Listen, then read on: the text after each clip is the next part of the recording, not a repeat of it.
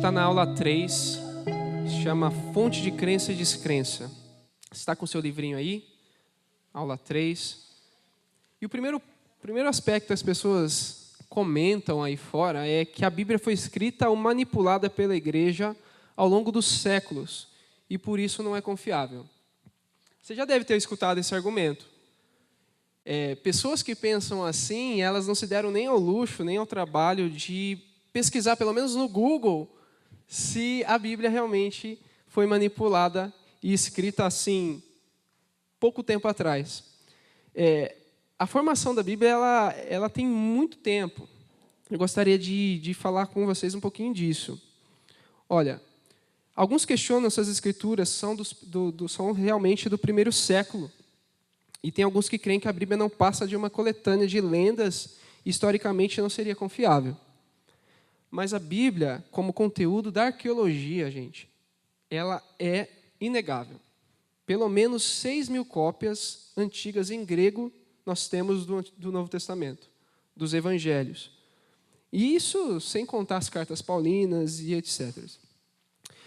Existem vários manuscritos antigos, então, que atestam a veracidade das Escrituras. Os evangelhos canônicos, quando eu falo evangelhos canônicos, eu estou falando dos 4 evangelhos.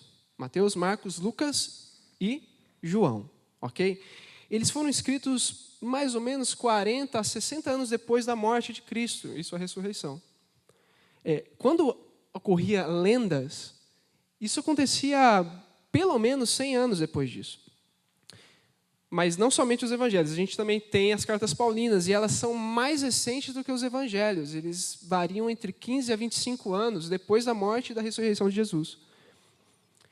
Esse daqui já são, pelo menos aqui nós já temos algumas evidências de que, como arqueologia, como conteúdo histórico, a Bíblia ela é realmente inegável. Ok? O outro argumento é que a Bíblia foi manipulada. Além da possibilidade de se fazer algo desse tipo sem ser notado, sem deixar pistas, nós temos, assim, olhando para as Escrituras, se ela fosse feita para impressionar, eu diria que ela fracassou miseravelmente. Porque, olha só, o grande líder deles, Jesus Cristo, nasceu de uma virgem. A gente vai ver isso logo no segundo ponto, daqui a pouco. Falar isso, Jesus nasceu de uma virgem, logo trouxe muitos questionamentos. As pessoas começaram a dizer, como assim nasceu de uma virgem? Isso é possível? Então já começa por aí. O segundo ponto, o líder deles, Jesus, morreu numa cruz, abandonado pelos seus amigos, e também ele diz que foi abandonado pelo pai dele na cruz. Um profundo abandono. Isso seria uma catástrofe, escrever um texto desse e dizer, olha só que incrível. Seria a melhor maneira de não se fazer, ou melhor, a pior maneira de se fazer uma propaganda a respeito de um líder. Certo? Então, esse tipo de tática não é adequada. As Escrituras são realmente uma verdade e ela não foi manipulada, tanto que isso seria impossível, como também a gente percebe na maneira como foi escrito. Agora, um terceiro aspecto de como isso também é uma realidade é que a literatura dos evangelhos ela é completamente nova. Naquele tempo, não se escrevia daquela maneira. Eles simplesmente contavam os relatos, o fato, e acabou. Não tinha detalhes. Isso a gente vai perceber que acontece, esse tipo de literatura assim, com detalhes, é muito recente, coisa de 400 anos, mais ou menos, atrás. E a Bíblia está inovando, os evangelhos estão inovando há muito tempo, há mais de 2.000 anos. Então, veja só, algumas coisas que a gente pode perceber como detalhes que não mudam nada assim, no contexto da história. Se a gente for para Marcos 4, lá conta uma história que Jesus está acalmando a tempestade. Mas antes disso, os discípulos estão apavorados, o mar está revolto, tudo aquilo lá. E aí acontece uma coisa surpreendente. Os discípulos falam, olha, a gente está morrendo, Jesus. E o relato diz que Jesus está dormindo sobre uma almofada. A almofada não muda nada. Mas aquilo está tão gravado na memória dos discípulos que eles registram. O próprio João, que a gente está estudando, ele escreve em João 8, versículo 6, que Jesus estava escrevendo no dedo quando aquela mulher que foi pega em adultério foi levada até ele. E no final de João, quando a gente chegar lá, a gente vai perceber que Jesus faz uma pesca maravilhosa com os seus discípulos e lá eles pegam 153 peixes grandes. Tem o detalhe dos grandes ainda, além dos números. Então, como texto, como documento, a Bíblia é simplesmente inegável. Mas tem outros questionamentos, né? E agora a gente vai para o segundo ponto. Há quem diga que não há provas de que Jesus nasceu de uma virgem, morreu e ressuscitou. Alguns, assim, até creem que ele existiu, porém ele não nasceu da virgem, ele não morreu e muito menos ressuscitou depois dos 3 dias. De fato, os evangelhos eram tradições orais. O que isso significa? As pessoas contavam o que aconteciam antes de ser escrito. Então, antes dos evangelhos serem escritos, durante uns 30, 40 anos, eles contavam as histórias de Jesus para os outros. Isso significa, mais ou menos em outras palavras, quando os textos bíblicos foram escritos, Marcos e etc., todos eles, Mateus, Lucas, eles citam nomes de pessoas reais que viveram e viram tudo o que aconteceu. É mais ou menos assim, sabe o fulano de tal? Então, vocês conhecem ele, vão lá e questionam ele sobre o que eu estou escrevendo, porque ele viu tudo o que aconteceu. Ele conhece Jesus, ele andou com Jesus. Eles podem confirmar o que eu estou dizendo. O Paulo também cita, lá em 1 Coríntios, outras 500 pessoas que viram Jesus ressurreto. E viram Jesus vivo, depois de ter sido morto. Isso também é outras evidências de que realmente as Escrituras têm baseamento. O Lucas também diz, o Evangelho de Lucas, ele fala lá, né, que ele fez uma pesquisa acurada, de todos os relatos, de todos os feitos, e eu atestei. Eu falei com as pessoas que viram os milagres. É verdade. Mas, diante desse questionamento, as pessoas dizem o seguinte, que os milagres, Jesus ter nascido da virgem, morreu, ressuscitou, tudo o que ele fez, não passa de invenções da mente humana. E eles dizem isso porque, cientificamente, milagres não ocorrem. E se não ocorrem, não existe um Deus para fazer milagres. Eu acho esse argumento um tanto quanto complicado. Porque se a gente for provar tudo pela ciência, a gente percebe uma limitação até mesmo da própria ciência em provar todas as coisas. Não é porque milagres não são comprovados cientificamente que eles não existem. Assim como dizer que Deus não existe porque simplesmente a gente não consegue comprová-lo cientificamente. Mas eu gostaria só de frisar uma coisa, a ciência não é inimiga da teologia de modo nenhum. Não é inimiga de Deus em hipótese nenhuma. Mais uma coisa interessante. Jesus era uma figura pública, certo? Ele fez seus feitos de maneira pública, ele curou pessoas aos sábados, na frente de muitas pessoas, e muitos viram também a sua morte, porque a sua morte também foi pública. Deus fez questão de que Jesus fosse morto numa cruz diante de muitas pessoas. Tanto aqueles que iriam crer nele, como aqueles que diriam, não, ele é uma farsa. Então, a questão maior de todas esse ponto, eu diria o seguinte. E a gente não tem evidências para falar, olha, realmente Jesus, ele nasceu de uma virgem. Não tem como. Você não vai conseguir provar isso. Você também não vai conseguir provar de que Jesus morreu e ele ressuscitou no 3º dia. Porque tudo isso é uma questão de fé. Eu gostaria de falar uma coisa rapidinho. Eu tenho um pânico de águas profundas, assim. Eu não entro muito em piscina, em mar, porque eu temo muito, cara. Eu tenho um medo maior, assim, gigante. Gigante mesmo. E eu me recordo, quando eu era adolescente, lá para os meus 15 anos, há 10 anos atrás, mais ou menos, um pouco mais, eu ganhei uma viagem e fui. E lá tinha um mar maravilhoso, e a gente foi de barco. Uma coisa maravilhosa, cara. Imagina. E aí eu olhei, assim, crianças, tipo, muito menores, né? Eu tinha lá meus 15 anos, e as crianças tinham 5 anos. E elas estavam no barco, e elas com boinhas, porque elas não sabiam nadar como eu. Mas elas eram corajosas demais e elas viravam cambalhotas assim quando caíam no mar. Elas não afundavam. Eu falei, uau, esse negócio de boia funciona, né? Quer saber? Eu vou pôr umas boinhas em mim também. Aí colocaram coletinho em mim. Eu falei, vou lá. Agora vai. Agora o meu medo se vai. E aí eu falei, não vou mergulhar, né? Não vou pular não vou dar uma cambalhota, porque eu acho exagero também, né? Não precisa disso. Então eu vou entrar de boa. Aí fui entrando de boa. E aí eu percebi que eu estava com dificuldade de soltar minhas mãos do corrimão do barco. Eu falei, eita, vamos lá, Junto, solta a mão. Solta a mão e vai. Entrega tudo na mão de Deus.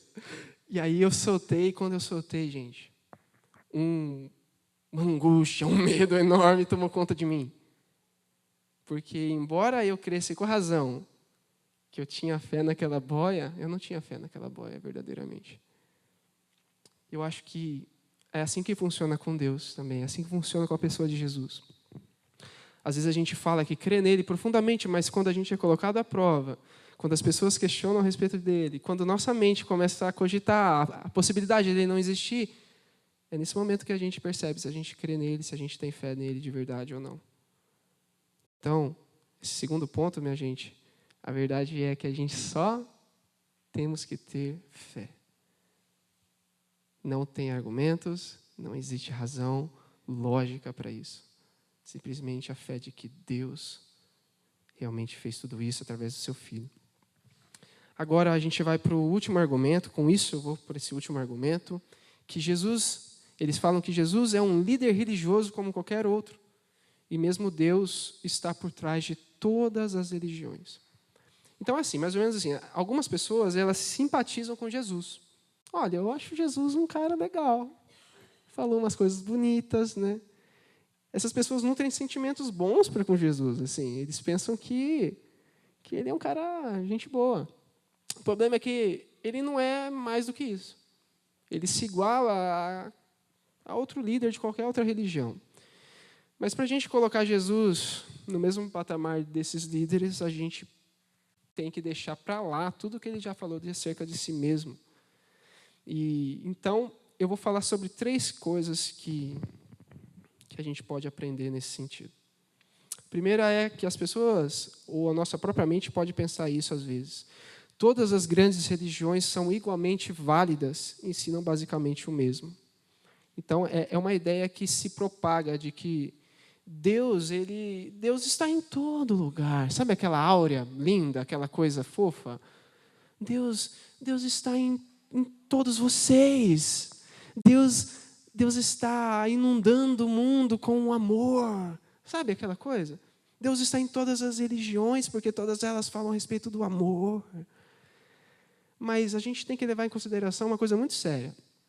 Deus possui mais características do que somente o amor. De fato, Deus é amor, mas Deus também é muitas outras coisas. E eu preciso te assustar, mas Deus também é ira. Ele tem uma ira profunda por todos os pecados, por tudo aquilo que o ofende profundamente. Deus é justiça e não deixará impune os malfeitores de hipótese nenhuma, a não ser que, a gente vai ver daqui a pouco. Então, essa ideia de que existe Deus em toda parte é um grande equívoco, até porque Jesus chama para si exclusividade. Não é verdade? Jesus ele jamais disse, bom, olha, eu sou um dos caminhos, eu sou uma verdade, eu sou uma vida, mas existem outras por aí, você pode procurar, você vai encontrar. Não, Jesus não disse isso. Jesus chamou para si toda a exclusividade. Eu sou o único. Você não vai encontrar Deus se não for por mim. O segundo aspecto que eles podem trazer à tona é cada religião possui uma parte da verdade do cosmos. Agora, a grande questão é, quem pode dizer com toda certeza que existe verdades por aí? E mais uma vez, Jesus chama para si, ele chama para perto de novo a responsabilidade de ser a única verdade. A gente às vezes pensa que a verdade é uma ideia, né? Que é um conceito que a gente joga na nossa cabeça e agora a gente tem a verdade. Não é. A verdade é uma pessoa. Jesus disse, eu sou a verdade. E é engraçado que diante do Pôncio Pilatos, ele fala, o que é a verdade? E Jesus não responde ele. Porque o silêncio já dizia tudo, eu sou a verdade. Você está diante da verdade. Vocês querem conhecer a verdade? Saiba que a verdade vos libertará. E a continuação do texto lá na frente vai dizer, se o Filho vos libertar, verdadeiramente sereis livres. O Filho de Deus, Jesus Cristo, é a verdade. O último aspecto. As pessoas afirmam, basta termos amor no coração. O problema de afirmações como essa, gente, é porque ela se baseia em um senso comum e ela possui meia-verdade. Quando eu falo meia-verdade, é que ela tem um aspecto verdadeiro, mas ela não é a inteireza da verdade com essa afirmação. É verdade que nós temos que ter amor no coração para encontrar Deus, não é?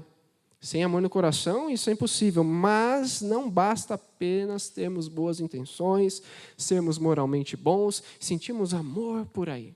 Não basta apenas isso. Deus diz simplesmente o seguinte, eu não suporto o mal, eu não suporto o pecado. Comparados a Deus, nós somos simplesmente, eu vou usar esse termo porque essa é a verdade, nós somos insignificantes. Deus é tremendo, grande, perfeito e santo, completamente diferente da gente. Completamente diferente. E diante dele, meus irmãos, nós somos insignificantes. Não basta ter apenas amor no coração. Deus não suporta nenhum tipo de qualquer maldade. E eu quero que você se compare a ele, não a qualquer outro. Comparado ao Hitler, ao estuprador lá, é fácil a gente ser bom. Mas eu quero ver ser comparado a Jesus Cristo, que não provou nenhum tipo de erro, nenhum tipo de falha. O seu caráter era impecável. Eu tenho de dizer, o seu amor no coração não basta. Não basta. Porque a verdade é o seguinte, jamais poderemos dizer a um pau que nasce torto, vá, se endireite, a não ser que nós creiamos em um Deus que pode tudo. Ele pode, sim, verdadeiramente transformar o seu coração duro e transformar esse coração naquele tipo de coração que Ele requer de nós. Regenerado, redimido, transformado pela pessoa que Ele é. A pessoa que muitos rejeitam, mas que aqueles que creem encontram a felicidade eterna para sempre. Com esse último argumento eu termino da seguinte maneira, que existe um outro problema muito grande no meio cristão. Nós tomamos para nós o cristianismo e achamos que ele se baseia simplesmente em uma crença, numa crença mental. Quando eu falo assim, eu acredito em Deus, isso me levará para o céu. Esse é um grande problema. E esse é um cristianismo que eu chamo de café com leite. Você usa Deus para os seus próprios benefícios e Ele não espera isso de você. O que Ele espera de você é muito mais. Sabe a sua vida que você pensa que controla? Sabe? Então Ele quer essa vida. Ele quer que você deixe de controlar essa vida. Deus, Jesus Cristo, é a fonte da crença ou da descrença. E Ele não espera outro tipo de resposta. Ele espera de você, sim, eu creio e eu deposito toda a minha vida, você é a minha segurança perfeita, a boia em que eu posso confiar. Toda a minha vida, toda a minha história está nas suas mãos. Ou aquela resposta que muitos dão. Não, você é uma farsa. Você é uma mentira, você é um fanfarrão. Você não passa de uma história inventada. Eu não sei qual, no fundo do seu coração, é a sua resposta. Mas que você dê alguma para Ele. Não fique no meio termo. Ele não espera isso de você.